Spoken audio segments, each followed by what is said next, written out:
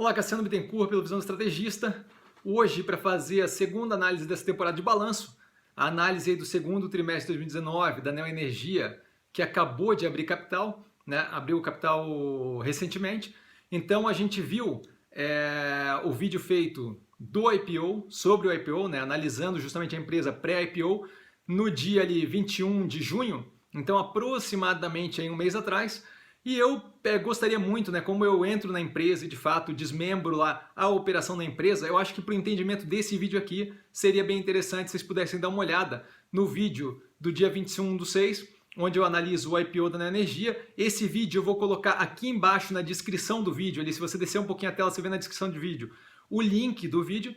Então você pode ir direto por ali, justamente para assistir aquele vídeo do IPO antes, ou então você pode esperar o final desse vídeo aqui, mas acho que vai ficar um pouquinho complicado de entender a análise como um todo, porque aqui eu não vou entrar aprofundadamente no operacional, porque eu fiz isso um mês atrás, então não faz sentido para a galera que acompanha ficar aí repetindo justamente a parte operacional da empresa, né?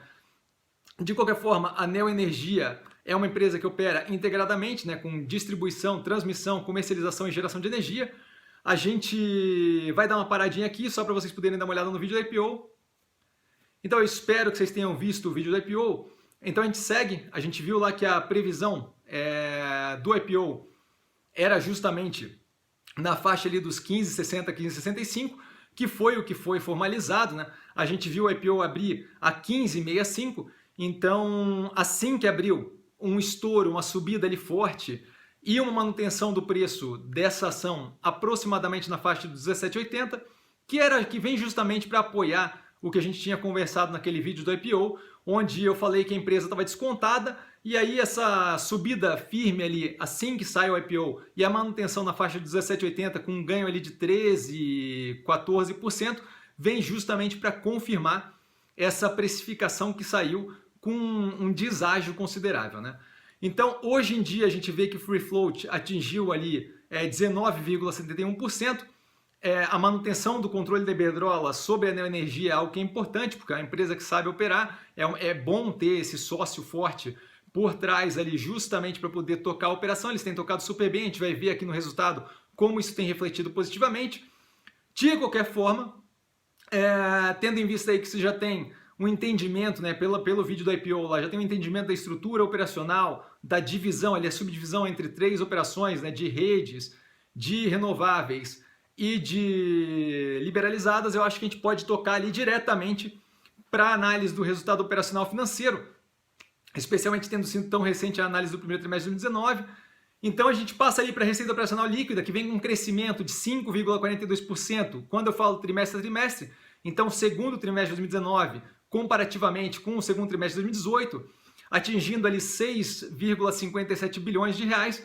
Então é uma operação que é consideravelmente grande, como eu já tinha comentado no vídeo anteriormente. Quando a gente compara semestre a semestre, né, para ter uma ideia aí mais de médio prazo aí da evolução da operação, a gente vê que o crescimento foi mais forte ainda.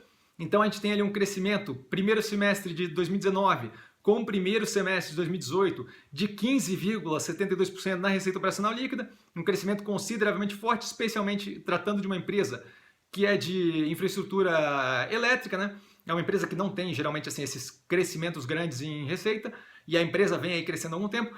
A gente vê também o PMSO, que é justamente ali a sigla que descreve despesa operacional, né? Porque é a despesa com pessoal, materiais, serviços de terceiros e outras despesas operacionais, crescendo 1,31% quando a gente fala trimestre a trimestre, segundo trimestre de 2019, frente ao segundo trimestre de 2018, e 1,38% de crescimento quando é semestre a semestre, primeiro desse ano contra o primeiro do ano passado. Então a gente vê claramente um ganho de eficiência operacional, que obviamente é refletido ali no EBITDA, na geração de fluxo de caixa operacional, na geração de caixa operacional. Então a gente vê ali aquela melhora operacional refletida, causando aí um crescimento no EBITDA trimestre a trimestre de 19,67%, um crescimento forte, robusto, atingindo ali 1,36 bilhões de reais de EBITDA. E quando a gente fala semestre a semestre, primeiro desse ano com o primeiro semestre do ano passado, a gente vê ali um crescimento ainda mais robusto de 23,64%, o que mostra a operação ganhando aí uma melhoria. Quando a gente vê essa diferença grande entre o crescimento do EBITDA com o crescimento da receita operacional líquida, a gente claramente percebe que vai ter uma melhoria na margem, e a gente vê essa melhoria da margem refletida, né? A margem nesse trimestre atinge ali 20,73%, um crescimento, um ganho considerável frente à margem do segundo trimestre de 2018, onde ele estava com uma margem de 18,26%.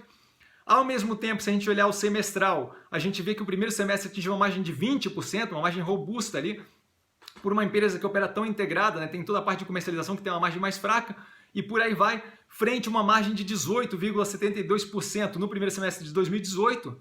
E uma parte que eu acho muito interessante dessa margem toda, dessa questão toda aí do EBITDA, é o que? A maior diversificação na fonte de onde vem essa questão do EBITDA, né? De onde vem o EBITDA frente àquelas 3 áreas da empresa, tá ok? Como a gente viu no vídeo do IPO.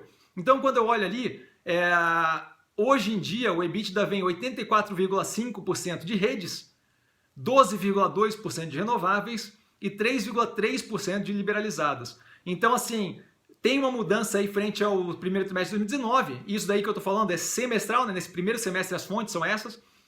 A comparativa é com o primeiro trimestre de 2019. De qualquer forma, como eu estou falando aí da proporção que vem de cada área, eu acho que é uma comparação interessante. Então a gente vê que no vídeo do IPO, quando eu vejo lá o primeiro trimestre de 2019, 88,4% do EBITDA vinha de redes, então tem uma queda aí proporcional considerável e um aumento proporcional considerável na renováveis, que passa de 8,8% quando a gente fala do primeiro trimestre de 2019 para agora 12,2%. Então as renováveis ganham uma participação maior no EBITDA, na geração de caixa operacional da empresa. Então isso é super interessante, por quê? Porque é uma maior diversificação, uma menor dependência da parcela ali deles de redes, né? Isso em grande parte pela adição da usina hidrelétrica Baixo Iguaçu, que vem aí para acrescentar na capacidade instalada 350 megawatts, ou seja, uma quantidade considerável aí de energia adicionada e que a gente já vê refletido ali no EBITDA, tá?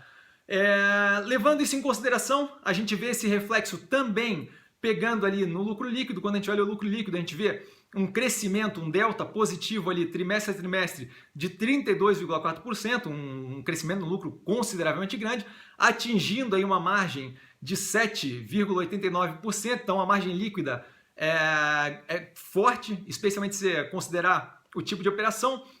Além disso, um crescimento frente à margem líquida do segundo trimestre de 2018, onde ela estava em 6,28%, então a melhoria aí da lucratividade da empresa. E quando a gente olha semestralmente, que eu acho que é uma comparação interessante, a gente vê que no primeiro trimestre, frente ao segundo trimestre, a gente tem um crescimento do lucro líquido de 48,02%, uma margem no primeiro semestre de 2019 de 7,49%, primeira vez que a empresa rompe no primeiro semestre de um ano a faixa ali de 1 bilhão de lucro, então é mais um ponto aí de comemoração para a empresa, mais um ponto aí de orgulho. A empresa chegou aí a um lucro líquido no primeiro semestre de 2019 de 1,011 bi, então isso é mais um ponto interessante aí.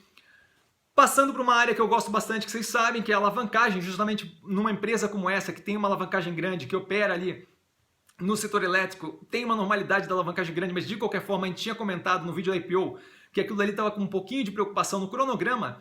A gente vai aqui e vê que a alavancagem teve uma redução marginal, atingindo aí 3,41 vezes, sempre lembrando, alavancagem, dívida líquida sobre EBITDA, ou seja, a capacidade da empresa de pagar, quantos anos ela leva ali para pagar, né, a dívida líquida com a geração de caixa operacional. Então esse número ali batendo em 3,41, frente a 3,43 vezes no primeiro trimestre de 2019, no vídeo do IPO lá. Então uma redução marginal, que é positivo, vem aí numa decrescente, né, mesmo com os investimentos. Então a gente vê que o cronograma, que era um ponto de observação, especialmente no que tange ali a parcela de pagamento necessária para 2020, é algo que passou por um alongamento, como eu tinha comentado no vídeo do IPO. Houve ali um liability management com manutenção de custo. Então, assim, um alongamento da dívida com manutenção de custo, claramente um liability management, um gerenciamento dessa dívida de uma forma bem eficiente, que permitiu à empresa alongar o endividamento sem perder no custo da dívida, tá? Isso é muito positivo, resolve justamente aquele problema ali que eu tinha visto de a dívida estar muito encostada no período atual, estava muito próxima ali de 2019, né? Estava em 2020 muito acavalada, então quando a gente vê que o comparativo é fácil de ver que houve melhora. Além disso, a gente tem aí o CDS, o Credit Default Swap, que é justamente a fonte aí, uma proxy aí de medida de risco Brasil, reduzindo a níveis de quando o Brasil tinha investment grade, ou seja, era classificado como um país com graduação ali de investimento. Isso daí deve ajudar, porque deve eventualmente melhorar a classificação do Brasil, do país como um todo, frente às agências de rating, e por conseguinte a Neoenergia, que tem ali como rating o BR AAA, como a gente falou no vídeo do IPO, que é o máximo aqui no Brasil, ela deve ter uma redução do custo da dívida natural pela melhoria do índice, tanto do Brasil, que deve carregar todos os índices juntos, então todos os índices locais, né, todos os ratings locais juntos. Então isso deve ser positivo para ela, deve melhorar ainda mais a capacidade dela de fazer liability management, tá? Quando a gente sai dessa operação financeira e vai para a operação, a gente vê ali 3 pontos importantes. Um deles é a manutenção da forte expansão da empresa. Tá? A empresa está com um capex forte, um capital expenditure forte, um custo ali, um gasto com um aumento das operações forte. Isso eu acho super interessante, dá uma visão de longo prazo muito boa para o papel. Além disso, os investimentos estão todos sendo levados dentro do prazo e dentro do orçamento, o que passa ali a seriedade, a capacidade da empresa de tocar esse tipo de operação. Justamente acho que parte disso vem do ganho de ter a Iberdrola ali por trás, que é uma empresa que tem uma experiência muito grande com o setor elétrico no mundo como um todo.